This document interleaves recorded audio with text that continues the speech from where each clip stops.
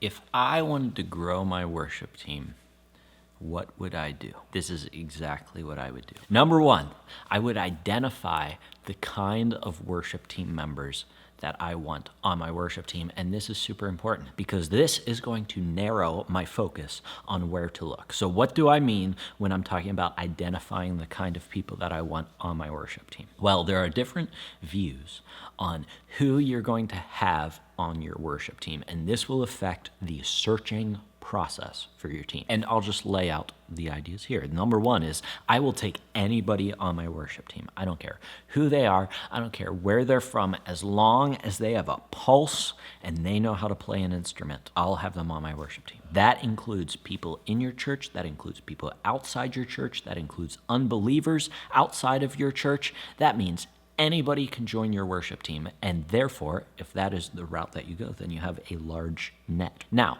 the problem is that I don't believe that that's who I should be looking for to join my worship team. That's why I made that video about should I let unbelievers join my worship team. You can check that out and hear my thoughts on that. But I believe that we should narrow our focus in whenever we're looking for who should join our worship team. So we can look at everybody in the entire world who plays an instrument and has a pulse, or I believe we should focus it to people in our church. So let's think about our church now.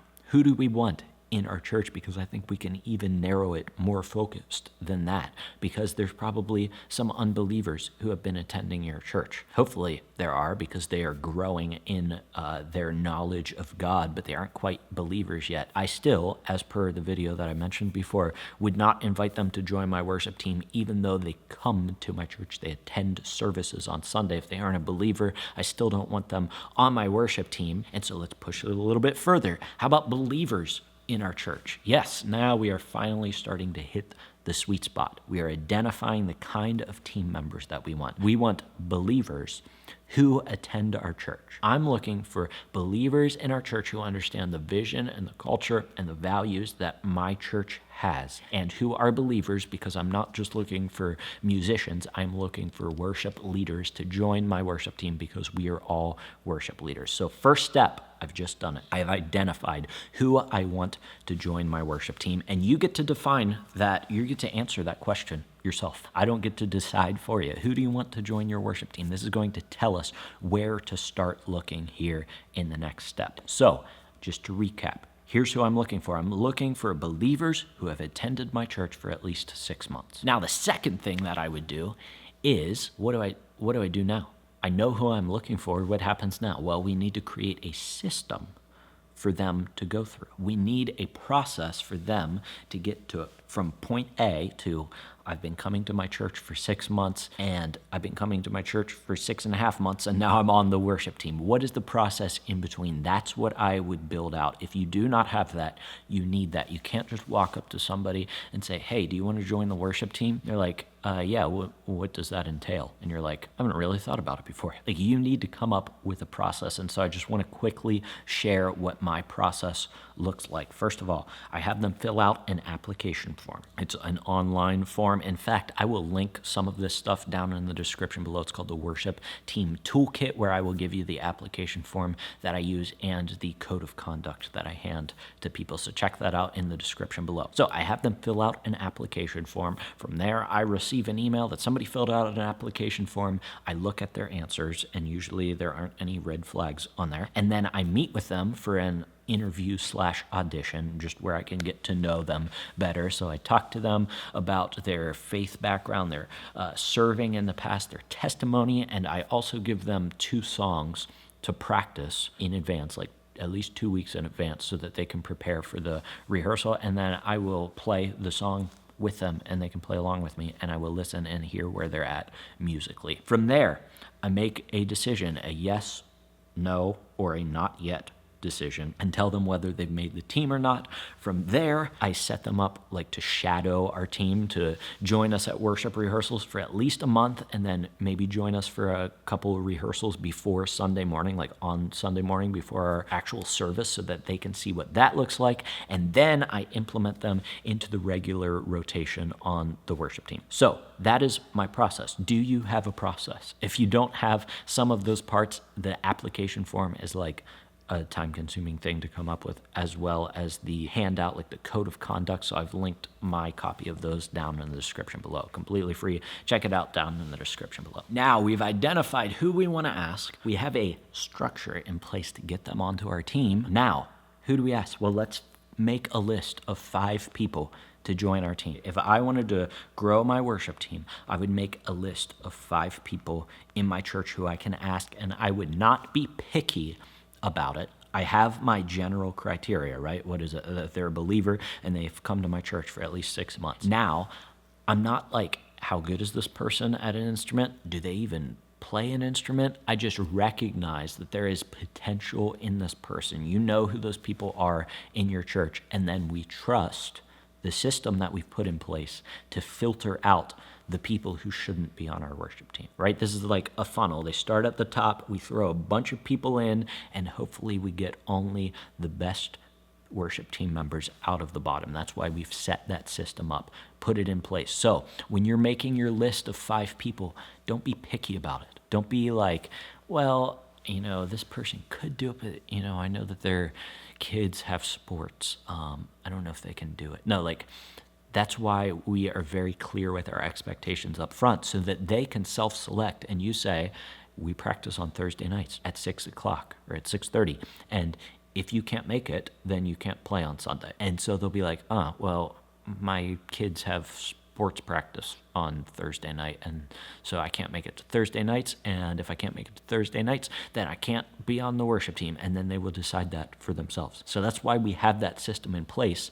And now we're just throwing people in the top, and we don't make excuses for why they can't do it, because they will self-select if we have put the process in place correctly, set the system up, the filter correctly. Now, I hear what you're saying. You're like, Spencer, I cannot come up with 5 people. And I get that. Some of us, a lot of us, serve in small churches. By the way, if you serve in a small church, you aren't the minority. You're actually the majority. Most churches in America are under 75 people, or maybe it's 200. I forget which one. But it's a small church regardless, right? And so the majority of churches are under 75 people. I understand it's hard to find worship team members in that size church. And so here's what I want to point you to. If you're like, listen, I've asked everybody in my church and I can't find anybody. I've literally gone to every person in my church, and I'm still the only person on my worship team. I want you to remember this. It's what I call the 80-20 rule for worship team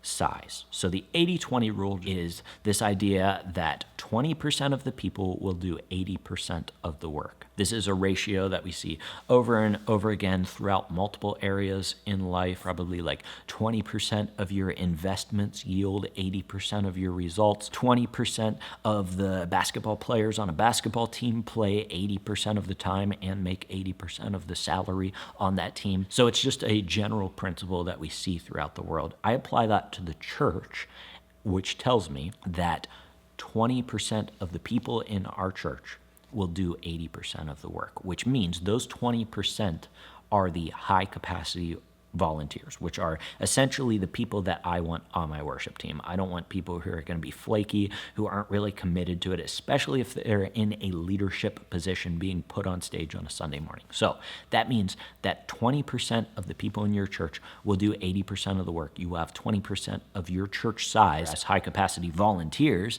Now, we have to understand that not all of them play an instrument and not all of them will be on the worship team, but about 10 to 20% of people are musical. They can either sing or play an instrument. So I like to take the middle of that, 15%. So now we take 15% of that 20%.